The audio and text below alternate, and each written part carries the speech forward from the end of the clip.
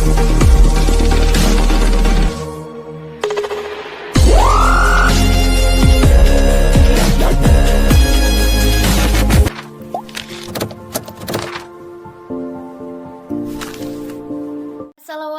warahmatullahi wabarakatuh. Perkenalkan, nama saya Jenny Salaswati, NIM 1804191, Unit 2, Prodi Pendidikan Guru Sekolah Dasar semester 5.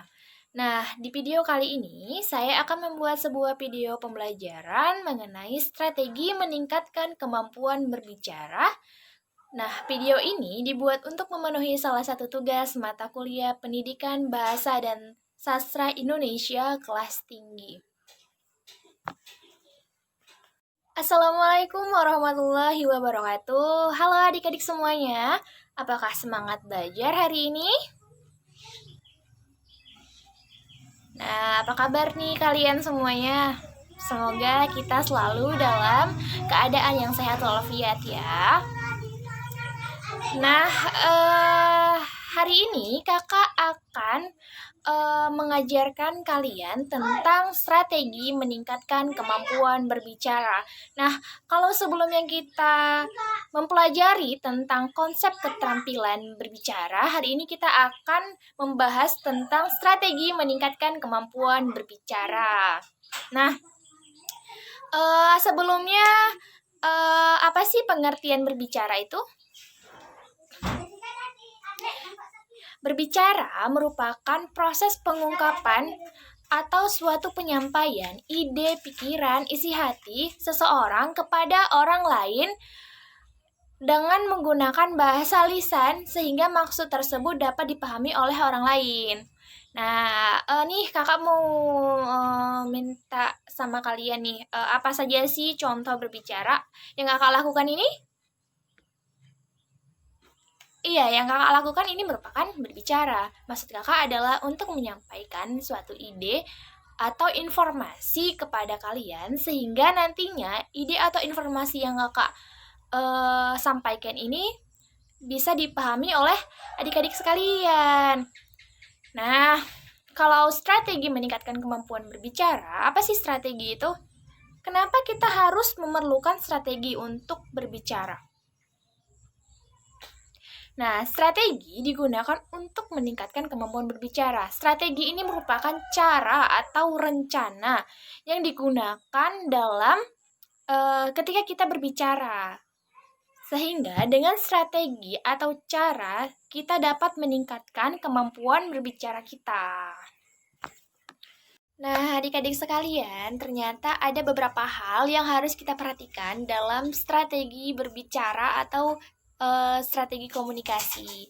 Nah, yang pertama, menggunakan kata-kata yang banyak, tidak langsung atau tidak to the point.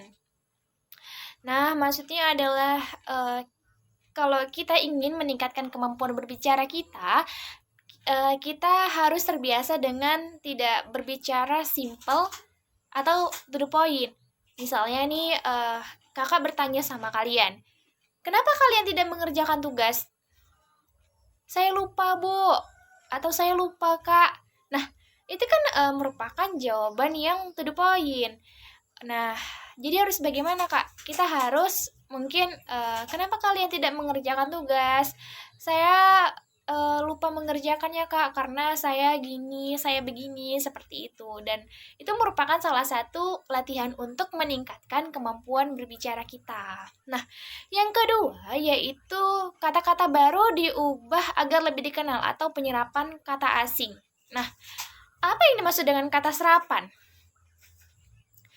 Nah, kata serapan itu berasal dari bahasa asing yang telah diintegrasikan ke bentuk bahasa dan telah diterima pemakaiannya secara umum.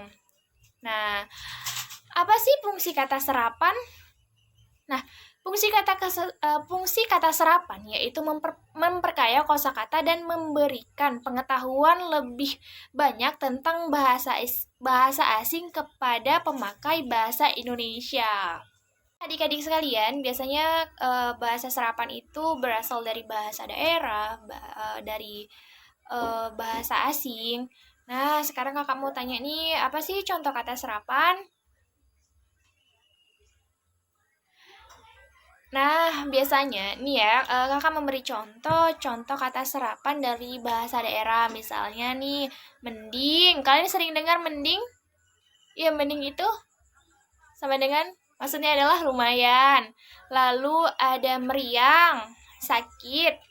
Lalu lugu, artinya polos. Lalu langka, yang artinya jarang. Nah, bahasa tersebut kan sudah sering kita gunakan kan? Ternyata bahasa tersebut adalah kata serapan dari bahasa daerah dan masih banyak lagi contohnya. Lalu, selanjutnya yaitu menggunakan kata-kata yang umum atau yang sudah dikenal. Jadi, ketika kita berbicara, hendaknya kita menggunakan bahasa yang umum atau yang sudah mudah dikenal, yang sudah terbiasa dikenal oleh orang orang lain, agar maksud dari penyampaian yang kita ingin sampaikan kepada orang lain itu mampu dipahami dengan baik. Lalu, menggunakan ekspresi atau alih kode. Nah, contohnya menggunakan bahasa yang sopan ketika berbicara kepada orang yang lebih tua. Nah, ketika kita berbicara kepada orang yang lebih tua, hendaknya kita menggunakan bahasa yang sopan agar nantinya kalian akan terbiasa, karena memang seharusnya kita nih dengan orang yang lebih tua, kita harus senantiasa menghargai orang yang lebih tua. Nah, misalnya nih di rumah kalian berbicara kepada ibu kalian. Nah, hendaknya tuh kalian berbicara dengan kata-kata yang atau bahasa yang sopan. Adik sekalian, selanjutnya adalah menggunakan gerak tubuh atau mimik untuk meyakinkan maksud yang kita inginkan. Nah, misalnya nih, ketika kalian menginginkan sesuatu, pasti kalian pernah menunjuk barang itu. Nah, itu maksudnya adalah menggunakan gerak tubuh atau mimik untuk meyakinkan maksud yang kita inginkan. Bu, saya mau itu. Bu, saya mau itu. Nah, kayak gitu. Seperti itu contohnya. Nah, adik-adik, ada strategi berbicara menurut modul untuk profesional persiapan pusat linguistik terapan. Nah, yang pertama ada menggunakan minimal tanggapan.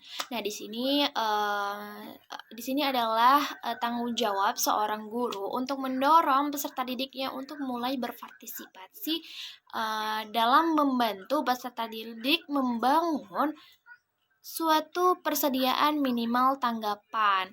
Nah, misalnya nih, seorang guru dapat memberikan pertanyaan-pertanyaan sehingga nantinya peserta didik dapat menanggapi dari pertanyaan guru tersebut. Misal nih, apakah kalian mengerti tentang pelajaran hari ini? Nah, pasti anak murid menjawab belum bukan. Nah, itu dimana yang tidak mengerti. Nah, itu kan merupakan contoh tanggapan. Lalu, menggunakan bahasa untuk berbicara tentang bahasa.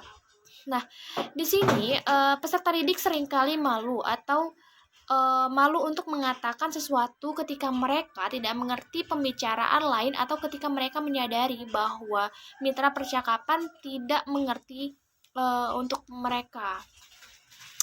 Jadi di sini adalah tugas seorang guru untuk memberi pemahaman kepada siswanya semuanya dan mendorong siswa untuk menggunakan frase klasifikasi di kelas saat terjadi kesalahpahaman dan dengan menanggapi positif ketika mereka melakukannya. Semuanya, kemampuan berbicara sangatlah penting dalam kehidupan manusia pada umumnya.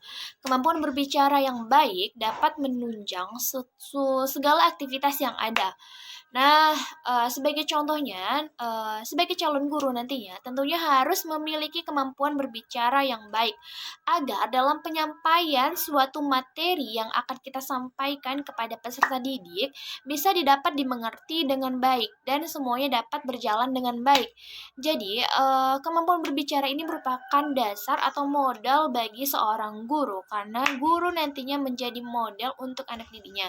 Kemampuan berbicara yang dimiliki akan menjadi atau membuatnya menjadi seorang guru yang mahir dalam menyampaikan materi.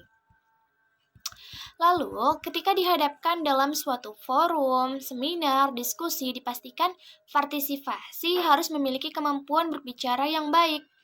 Karena dalam suatu forum, tentunya sang partisipan diajak untuk berargumen yang didukung dengan kemampuan berbicara yang baik. Nah, misalnya nih, ketika adik-adik semua berdiskusi, pastinya kalian diminta untuk memberikan pendapat. Misalnya nih, diskusi dalam kelompok. Nah, misalnya si A, bagaimana pendapatmu? Si B, bagaimana pendapatmu? Sebelum kita mendapatkan hasil argumen yang terbaik. Nah, itu kan harus ada yang namanya diskusi. Dan kita diminta untuk memberikan pendapatnya masing-masing. Lalu, pada saat wawancara, kemampuan berbicara yang baik akan tentu diperlukan untuk menunjang kemampuan menjawab pertanyaan.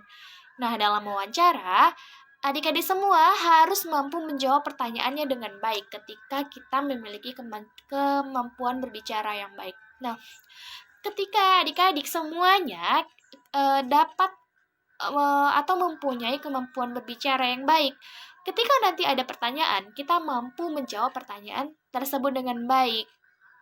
Maka dari itu, pentingnya untuk meningkatkan kemampuan berbicara, karena berbicara ini sangat penting. Dari diskusi, ketika wawancara, dan sebagainya. Semuanya ada strategi untuk meningkatkan kemampuan berbicara para siswa. Yang pertama ada permainan simulasi. Permainan simulasi ini merupakan permainan tiruan atau perbuatan yang pura-pura. Nah, simulasi dalam metode mengajar diartikan sebagai cara untuk menjelaskan sesuatu atau bahan pelajaran melalui perbuatan yang bersifat pura-pura. Nah, lalu permainan simulasi ini merupakan model yang mengilustrasikan ataupun menggambarkan baik dalam sistem sosial ataupun fisik yang disederhanakan. Nah, adapun salah satu contoh permainan simulasi yaitu pada saat siswa bermain peran. Nah, dan berusaha untuk menghayati setiap perannya. Nah, di sini adanya keberanian untuk mengekspresikan peserta didik dengan belajar untuk berbicara dan memerankan orang lain. Dengan permainan simulasi ini, disinilah mereka dilatih untuk menjadi berani dalam mengekspresikan dengan belajar berbicara dan memerankan orang lain ataupun tokoh-tokoh tertentu. Lalu yang kedua ada dongeng. Nah, untuk kalian semua nih adik-adik, siapa yang pernah mendengarkan dongeng? Apa sih dongeng? Dongeng itu merupakan salah satu strategi meningkatkan kemampuan berbicara. Dongeng merupakan suatu cerita prosa rakyat yang tidak benar-benar terjadi oleh yang punya cerita. Nah, contohnya apa nih? Iya, kalian pernah dengar dongeng Kancil dan Buaya? Apakah kalian pernah mendongeng di depan kelas ataupun memberikan cerita dongeng kepada teman kalian? Apa sih fungsi dongeng?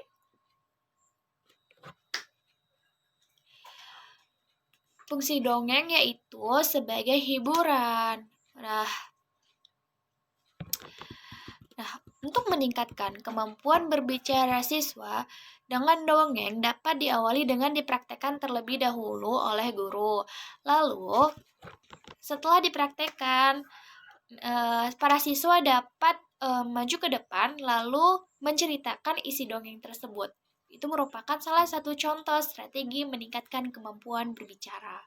Nah, yang ketiga ada bermain peran. Nah, bermain peran ini adalah suatu bentuk kegiatan drama yang di dalamnya terdapat aktivitas berbicara. Aktivitas berbicara di dalamnya termasuk lafal, intonasi, jeda, tekanan yang jelas, lalu penggunaan bahasa yang baik, serta pengorganisasian ide yang terstruktur. Nah, Nah, teknik ini banyak dipakai oleh guru bahasa Indonesia di sekolah untuk melatih dan meningkatkan kemampuan berbicara siswanya. Nah, permainan bermain peran ini sangatlah menyenangkan dan juga untuk mengekspresikan ekspresi. Seperti misalnya kalian memerankan suatu tokoh. Nah, di situ siswa-siswanya dilatih untuk mendalami suatu peran tersebut. Lalu ada cerita berantai. Cerita berantai ini dimaksudkan untuk membangkitkan keberanian siswa dalam berbicara. Nah, contoh permainan cerita berantai ini, yang pertama ada misalnya dibariskan beberapa siswa, lalu guru membisikkan suatu kalimat kepada siswa yang pertama. Lalu siswa pertama membisikkan kalimat ke uh, siswa kedua, siswa ketiga, sampai pada siswa yang terakhir. Nah, jadi di situ kita dapat mengetahui siswa mana yang tidak dapat menyampaikan cerita atau kalimat dengan baik dan benar. Itu salah satu strategi untuk meningkatkan kemampuan berbicara siswa. Nah, selanjutnya ada media gambar dalam bercerita. Ini misalnya seperti ini. Nah, seorang guru dapat menceritakan cerita melalui media gambar. Nah, seperti ini contohnya adalah media gambar tentang keluarga sedang makan bersama. Nah, guru dapat menceritakan tentang apa yang ada di gambar ini. Nah, lalu nanti para siswa dapat diminta untuk menceritakan kembali mengenai gambar-gambar atau dengan media gambar lainnya. Nah, dengan media gambar, seorang siswa dapat mengekspresikan bagaimana sih cerita yang ada di gambar, serta mereka dapat mengungkapkan kembali isi dalam gambar ini. Ada menyajikan informasi. Nah, menyajikan informasi ini maksudnya agar para siswa dapat menyampaikan laporan secara lisan. Nah, sebagai contoh yaitu berpidato. Nah, berpidato ini memiliki tujuan agar peserta didik dapat menjadi seorang yang percaya diri. Nah, kita sebagai calon seorang guru bisa meminta anak untuk berpidato seminimalnya di depan kelas, di depan teman-temannya semuanya. Nah, di situ kita dapat mengembangkan serta dapat meningkatkan kemampuan kepercayaan diri seorang anak. Lalu, dalam mengerjakan sebuah pidato, adik-adik harus mengerjakan terlebih dahulu. Yang pertama yaitu merencanakan pidato. Jadi, sebelum nantinya kita tampil atau sebelum pidato itu dibuat, kita harus merencanakan dulu nih tema apa nih, misalnya nih tema apa yang akan kita ambil dalam membuat sebuah pidato. Jadi tema apa dan bagaimana kata-katanya, kalimatnya, seperti itu. Lalu menyusun pidato. Setelah kita menentukan tema, lalulah kita menyusun pidato yang akan kita tampilkan nantinya. Lalu mempraktikkan. Setelah pidato kita selesai, barulah kita dapat mempraktikkan ke depan kelas ataupun di panggung-panggung dan sebagainya. Kalian ternyata ada aspek yang mempengaruhi kemampuan dalam berbicara. Nah, aspeknya itu ada aspek kebahasaan dan non-kebahasaan. Nah, aspek kebahasaan itu meliputi lafal. Lafal adalah suatu cara seseorang atau kelompok orang dalam mengucapkan bunyi bahasa. Nah, ada yang tahu bunyi bahasa Indonesia itu meliputi apa saja, adik-adik? Nah, iya benar, vokal, konsonan, difton, gabungan konsonan. Lalu selain lafal ada intonasi. Intonasi itu adalah naik turunnya lagu kalimat. Nah, intonasi ini berfungsi sebagai pembentuk makna. Misalnya nih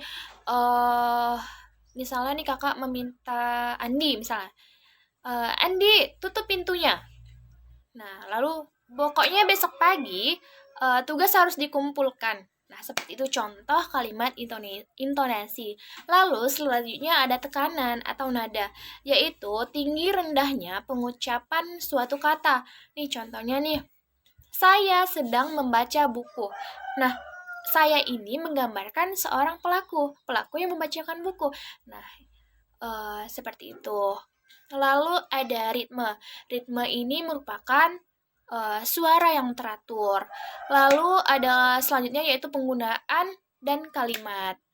Nah, selanjutnya ada aspek non kebahasaan meliputi kenyaringan suara, lalu ada kelancaran adik-adik semua dalam berbicara, lalu ada sikap berbicara.